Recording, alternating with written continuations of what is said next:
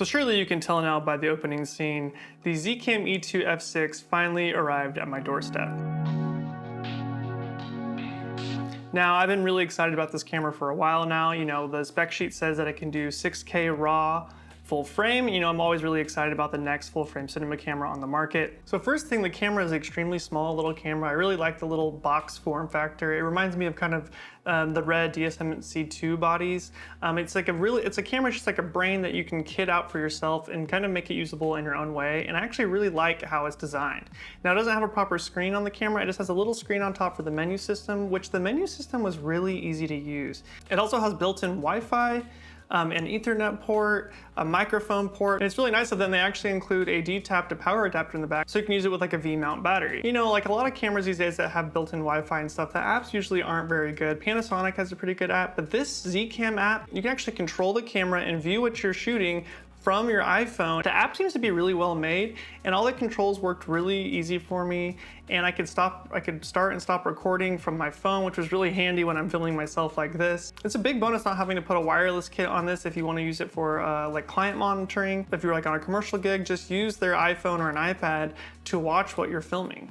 So really, when I grab these cameras, I'm not trying to do a full review of the camera. I really just want to talk about the features that excite me, and usually I just want to talk about the image. Now, the spec sheet says that this camera has a dynamic range of 15 stops, which not a lot of cameras have 15 stops of latitude as of right now. Obviously, the Ursa Mini 4.6K does. That's a camera I use a lot on the channel. So actually, we'll be using that camera as a good comparison camera to kind of see what this camera is capable of versus something like that. Now, the direct limitations are, and I'm just gonna get this out of the way, I'm just gonna pull the Band-Aid.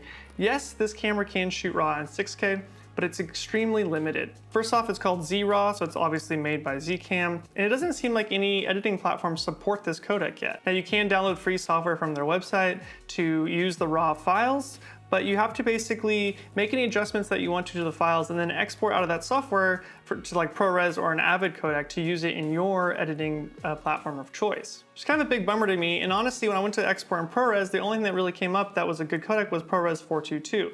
You couldn't get 422 HQ or ProRes 444, so you're really losing a lot of bit depth when exporting these files out of there. So you can't really use the raw files in a practical way at this moment, but maybe they will get more support for that in the future. But for me, it's not that big of a deal because actually this camera can shoot many different codec flavors. It can do H.265 at 6K, which is a 420 10-bit codec, which is nothing super special, but it also can do ProRes 422 and ProRes 422 HQ if you actually get the full readout of the sensor but shoot in 4K. So for most of these tests, I'm just gonna shoot in 4K at the ProRes 422 HQ, which is a really nice high bitrate codec and really easy to edit in the computer. And let's see if we can actually get 15 stops of dynamic range out of this camera and just kind of see what the camera can do in a practical shooting scenario. So the opening scene was actually all shot with the ZCAM E2 F6, but we'll talk about that a little bit later in the video. So we're gonna set up a couple shots here and we're just gonna do some side-by-side comparisons with the Ursa Mini 4.6K. But I'm gonna give the Ursa Mini a leg up on this. I'm actually going to, because it does have more features, it actually has a raw codec that you can use and it can shoot ProRes 444, so why not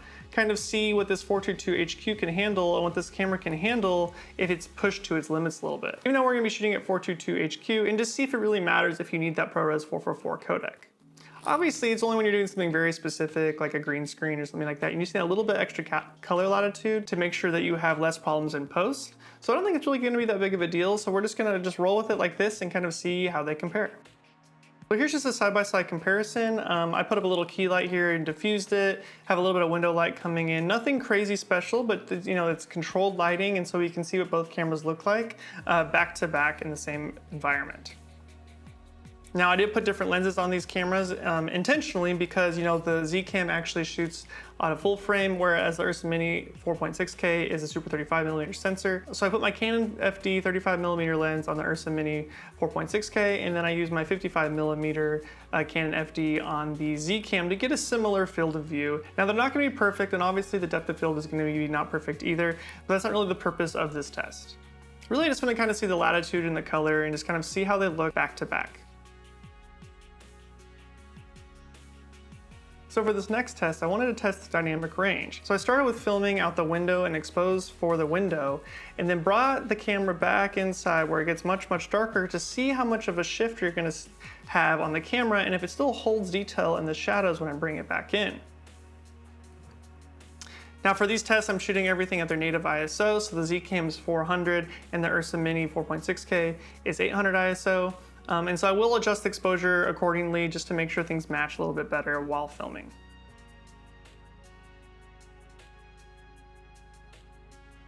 So far they're actually holding up really well. I'd actually say the Ursa Mini, even though it's a higher bitrate codec, is not holding up quite as well as the ZCAM. And that's probably due to the full frame sensor. That full frame sensor is just gonna be a little bit more sensitive to light. So I also kind of wanted to test out if I just up the ISO a little bit, if I would get more highlight latitude from the ZCAM, which in theory should work. And I wanted to see if that would kind of match the Ursa Mini even more, since the native ISO on the Ursa Mini is 800.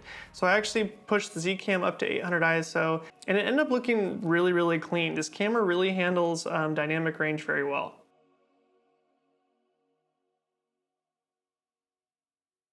So as usual on this channel, I like to also just kind of take a camera and see what it will do in a more narrative cinematic environment. And so I decided, just as I was going to shoot this, Patrick Tommaso sent me this website that was like kind of a behind the scenes collection of photos and videos from Mindhunter. Now it's a series created by David Fincher that's on Netflix, who, you all know on this channel that I'm a big fan of David Fincher. And I just got super inspired, so I wanted to shoot this opening scene with the same vibes and mood as Mindhunter, and kind of just test out the camera and see what it could do in a practical shooting scenario like that. January 1974. They just moved in 2 months prior. My partner and I were first on the scene. He was feeling for a light when something bumped him. That's when we found the little girl hanging from this pipe. Usually I go through a lot of trouble of lighting these setups, but for this I wanted to challenge myself a little bit and see if I could film all this and really push the camera without doing too much lighting. So for this first opening shot here, I just closed one of my blinds here so it kind of gave some more moodier vibes, and then I left one of the blinds open, that way some sun could come in and give me some shape on my face this way and let that light just kind of fall off into darkness. And I thought these kind of cream color walls would really help with selling that kind of very flat, desaturated look that is in Mindhunter. But when I went outside, most of what I was shooting was in the shade, which I thought was going to be really nice because I'd have soft light on my face. But also it was a good chance to see how the camera could handle while shooting in the shade but having some hotspots in the background. You can tell on this shot here, actually on the top of the roofs, the sun is blasting those white roofs, and yet there's a ton of latitude there, a lot of dynamic range. I've actually pulled everything down the bottom end of the spectrum there in post to kind of make it match the Mindhunter look. But you can tell everything was there, everything was exposed nicely, and that codec really held up. I feel like the image coming out of this camera is really, really nice. It's definitely one of the more favorite cameras I've shot on it in a while, and definitely a less disappointing camera than I thought it was going to be. And I only say that because I haven't really shot with a ZCAM camera before, and they're a company that hasn't been around very long and doesn't really have a big proven track record. I know a lot of people use the E2, the S35 E2, and like it a lot, but I never really had a chance to use it. And so I was really impressed when I got this camera in.